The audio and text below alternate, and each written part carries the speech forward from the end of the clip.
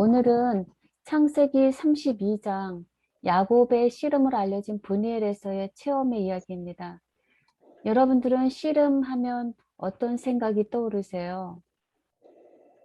둘 중에 한 사람은 이겨야 하고 이기기 위해서 온 힘을 다해서 싸워야 되지요. 오늘 말씀은 야곱이 누군가와 함께 혼신의 힘을 다해서 밤새도록 싸우는 장면입니다. 왜 싸우는지, 어떤 결말이 나는지, 그 승리의 비결은 무엇인지, 그리고 여기에서 씨름의 영적인 의미는 무엇인가, 그리고 우리에게 주는 교훈을 함께 성령님의 도우심에 의해서 함께 나누기를 소망합니다. 저는 야곱을 묵상할 때 성경 인물 가운데서 야곱과 같이 평탄하지 않은 삶은 없다고 생각을 해요. 실로 그는 하나님의 언약을 받은 자이면서도 기만 자이지요. 그리고 속임수와 교활한 인물의 삶이었습니다. 그런데도 야곱과 같이 하나님의 은혜를 받은 자는 없다고 생각이 들어요. 그래서 저는 죄가 더한 곳에 은혜가 넘쳤나니 라고 하는 말씀이 강하게 제 가슴에 와닿습니다. 야곱의 삶이 찾아오셔서 끝까지 그를 돌보시고 인도하셔서 승리를 주시는 하나님의 놀라운 은혜. 오늘 이 하나님의 은혜가 오늘 우리에게도 풍성하게 임해 주심을 인해 먼저 하나님께 감사드리고 싶습니다. 아멘. 야곱의 인생을 잠깐 살펴보면 그는 장자권을 위해서 아버지와 형을 속인 범죄로 인해서 형 에서를 피해 외삼촌 라반에게로 도망가서 지냈지요. 그런데 그 외삼촌 라반의 기만과 속임수가 얼마나 강한가요? 그로 인해서 얼마나 야곱은 많은 고난과 수고와 시련을 당했는가를 성경은 말합니다. 거기다가 아내들의 시기와 질투로 인해서 야곱의 삶은 정말 쉼이 없는 아주 힘들고 어두운 나그네의 삶이었습니다.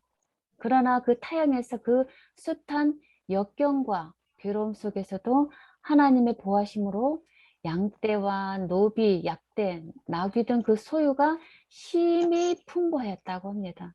그리고 네 아내들과 12명의 자식들을 거느리게 되었어요. 마침내 이제 타향살이 20년 후에 하나님이 집으로 돌아가라고 하는 말씀에 순종해서 오는 길에 또 어떤 일이 있게 되나요? 자기를 추격해오는 외삼촌 라반이 있게 되죠. 그러나 그것도 하나님의 중재하심으로 평화롭게 헤어져서 아버지가 있는 가나안으로 이제 지금 귀향하고 있는 길입니다. 그 길은 정말 하나님의 돌보심과 축복하심이 아니면 결코 있을 수 없는 그런 일이지요. 그러나 이 집으로 오랜만에 돌아오는 야곱의 마음은 평안하지가 않아요. 왜냐하면 자기 죄에 대한 기억과 여전히 자기를 미워하고 원수 갚기를 기다리고 있는 형 에서 때문이죠.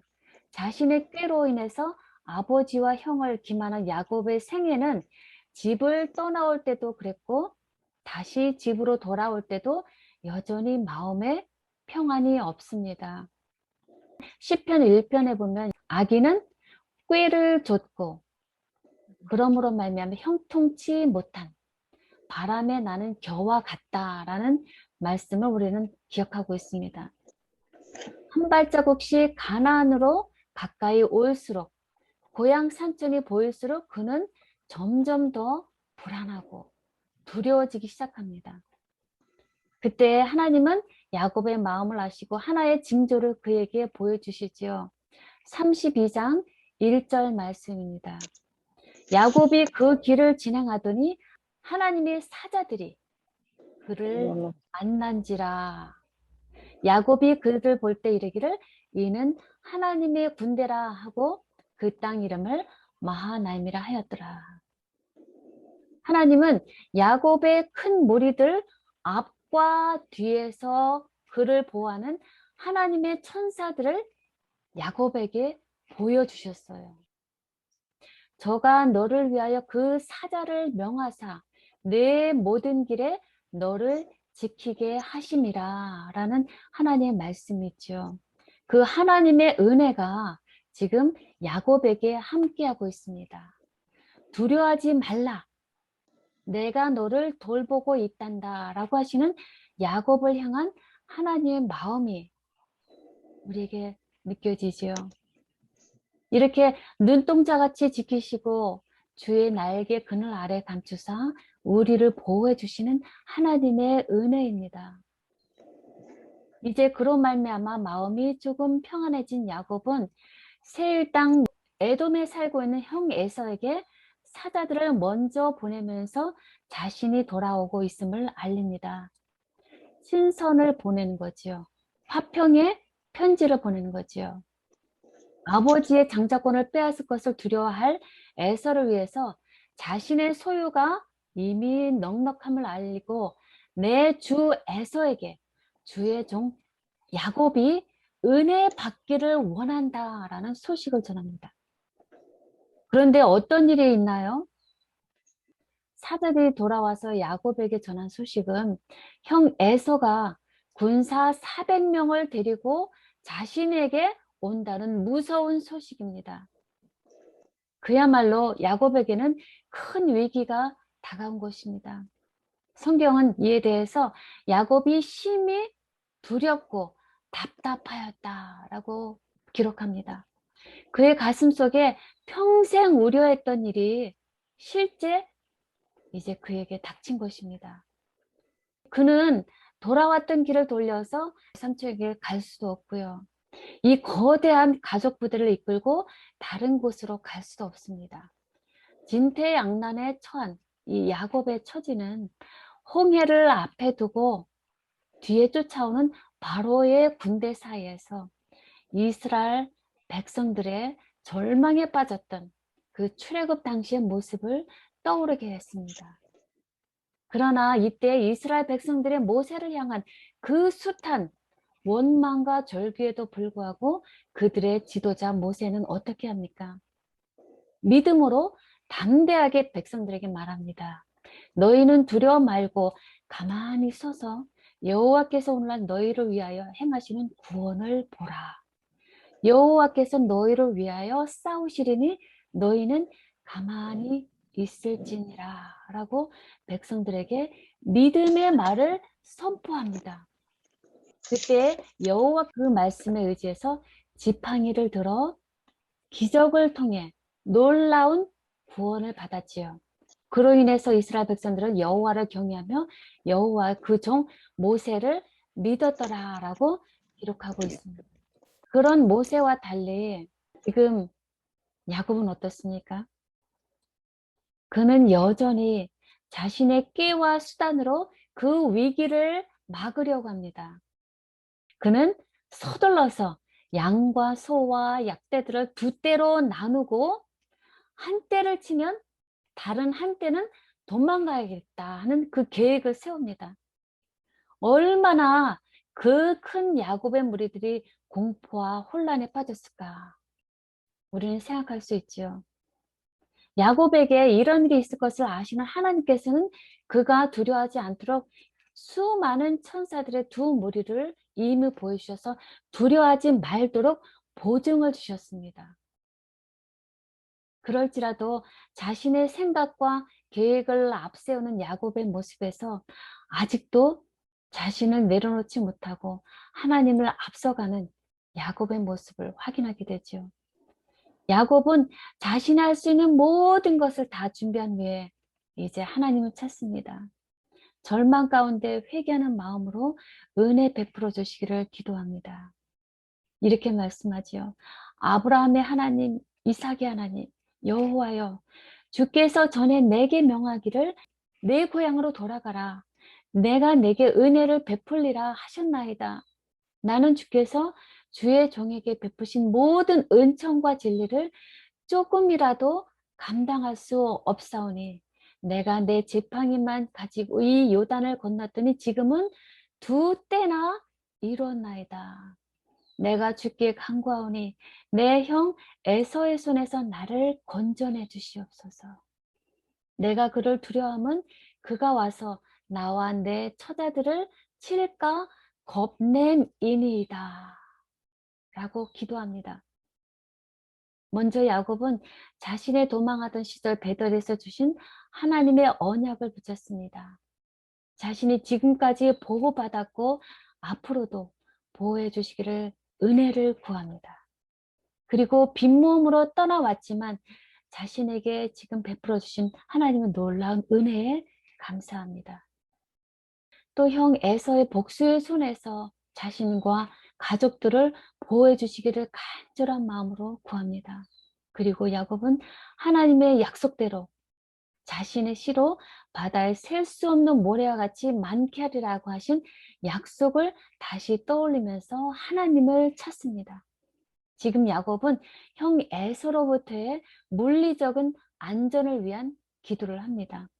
이런 기도를 드리게 하심으로 하나님은 우리 스스로의 연약함과 허물을 그대로 주님께 드리고 오직 하나님께만이 줄 수 있는 희망과 소망으로 채우고 그분을 신뢰하시기를 원하십니다.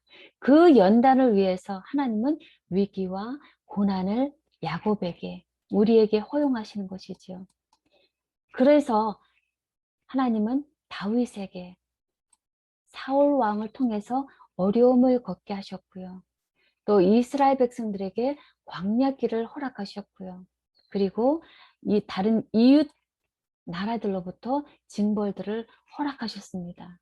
조금씩 다 다른 모습의 어려움을 통해서 더욱 하나님만을 의지하게 하고 축복 주기를 원하시는 하나님의 마음을 이 시간 우리가 이해할 수 있다면 정말 우리는 하나님의 은혜를 받고 또 살아가는 사람들입니다.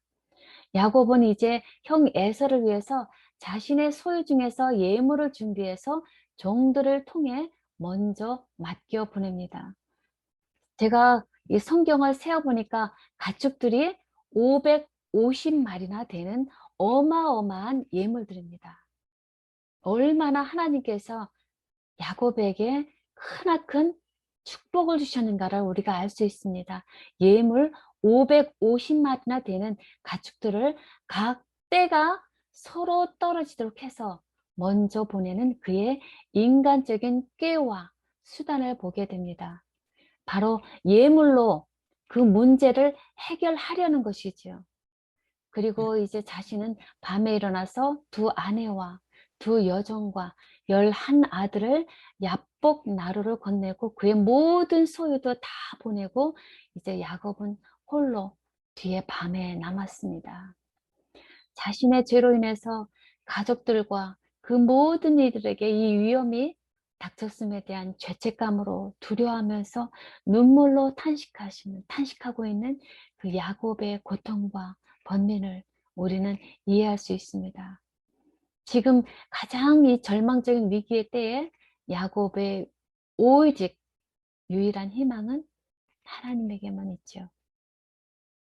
다윗이 사울에게로부터 쫓김 받았을 때도 그에게는 오직 하나님만이 유일한 희망이었습니다. 그리고 실제 그를 건져주신 분은 오직 하나님뿐이었음을 시편의 글을 통해서 우리는 확인할 수 있습니다.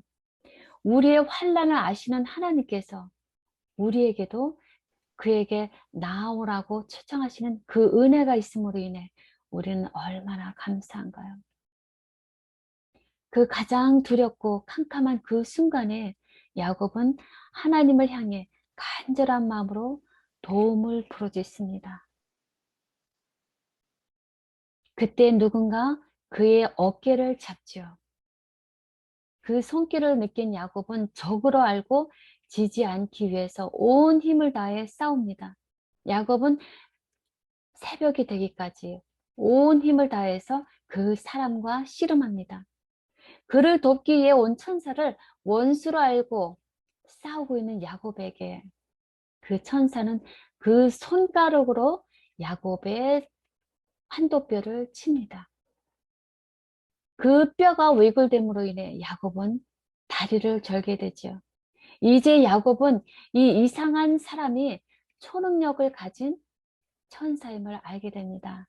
이 천사는 바로 언약을 주신 예수 그리스도이셨습니다. 인간의 기교와 책략에 의지해서 축복을 얻고자 하므로 그는 하나님과 밤새 싸우고 있었던 것입니다. 그는 힘들지만 그 천사에게 끈질기게 붙들고 간구합니다. 자신의 죄를 사유해 주시기를 기도하는 것입니다.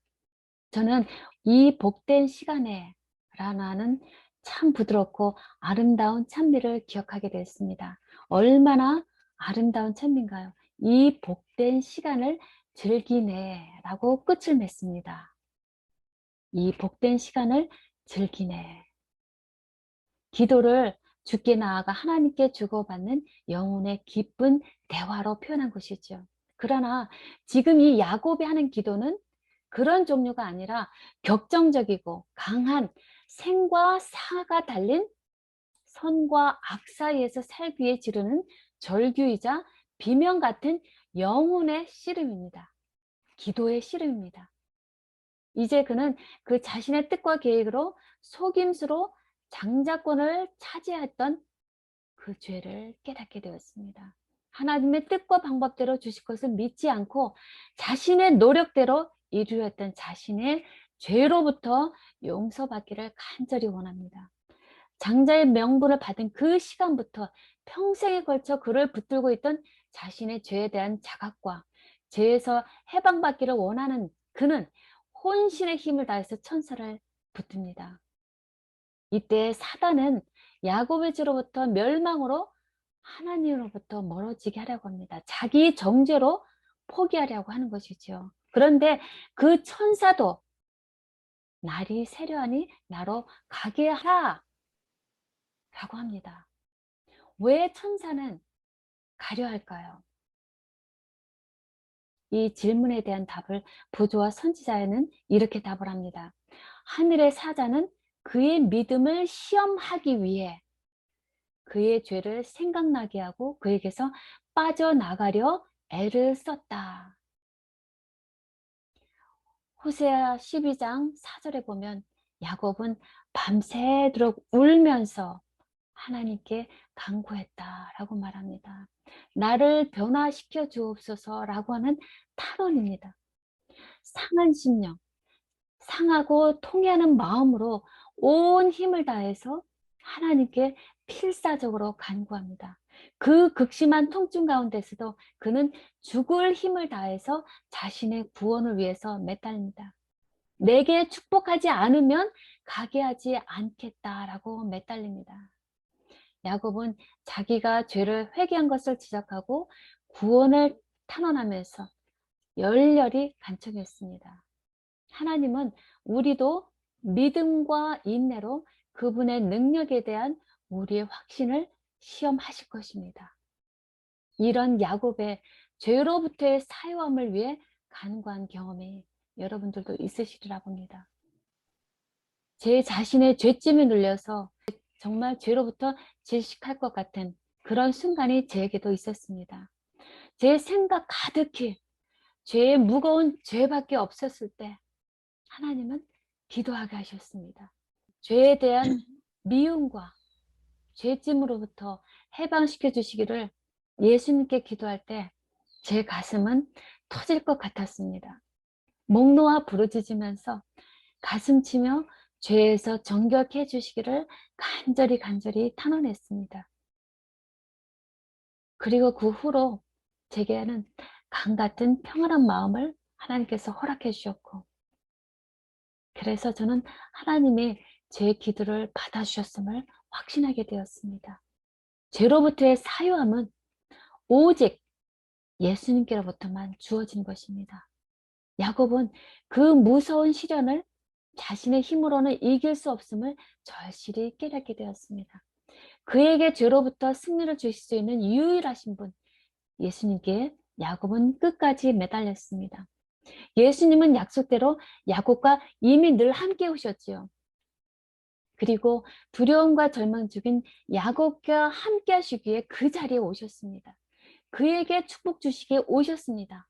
그러나 야곱에게는 먼저 자신의 죄를 정결케 하는 일이 가장 먼저 필요했습니다.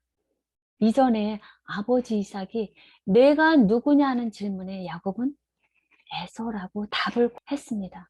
거짓을 했습니다. 그런데 예수님이 오늘 다시 묻지요. 내 이름이 뭐냐? 오늘 야곱은 정직하게 대답합니다. 야곱이니이다 라고 말을 합니다. 그의 대답은 이제 더 이상 거짓과 기만이 아닌 정직하게 말합니다. 야곱이라는 뜻, 대신 뷰라는 자, 속임수의 사람이다 라고 답한 것입니다. 그때 하나님께서 말씀하십니다. 내가 이름을 다시는 야곱이라 부를 것이 아니라 이스라엘이라 부를 것이니 이는 내가 하나님과 사람으로 더불어 겨루어 이겼음이니라. 하나님께 깨어진 야곱은 새롭게 이스라엘로 인정받게 되었습니다. 각시대 대정투에는 야곱의 승리의 비결을 이렇게 기록합니다. 야곱은 끈기 있고 확고했기 때문에 승리하였다. 그의 승리는 줄기찬 기도의 능력이 어떤 것임을 보여주는 하나의 실증이다. 이 야곱의 씨름의 역사는 죄에 빠졌다가 참으로 회개하고 돌아온 사람들을 그분께서 버리지 않으신다는 보증이다 라고 합니다. 야곱이 굽히지 않는 노력과 믿음으로 하나님의 자비에 자신을 내맡겼을 때 예수님이 죄로부터 그를 승리하도록 이끄셨습니다.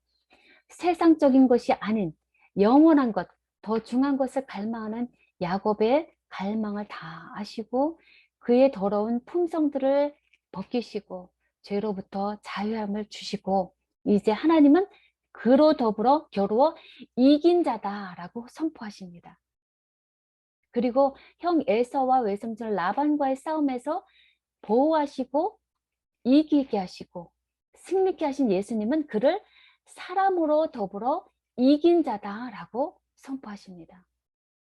예수님 그리고 야곱에게 그토록 갈망하던 축복을 그에게 그곳에서 주셨습니다. 그러므로 야곱이 그곳 이름을 브니엘이라 하였으니 하나님과 대면하고였으나 내 생명이 보존되었다 함이라. 그러므로 그 뼈로 인하여 절었더라 라고 합니다. 이제 야곱에게 이런 변화를 함께 보세요.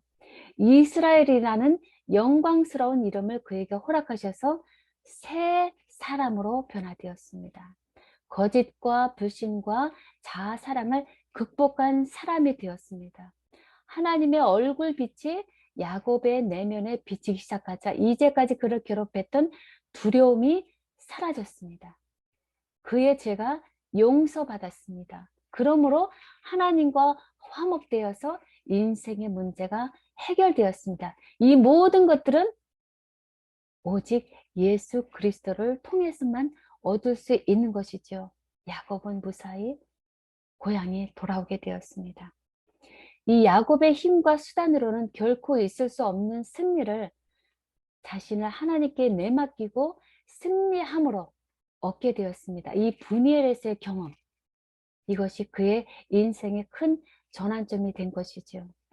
비록 야곱에게 내려진 이런 여러 징계는 고통스럽고 쓰라린 것이지만 마침내 그는 의의 평강한 열매를 맺게 되었습니다. 야곱은 절름발이가 되어서 언약의 천사의 품에 속절없이 안기게 되었을 때 비로소 믿음의 승리를 하였고 이스라엘의 12지파를 이끌 성숙한 언약의 상속자가 되었습니다.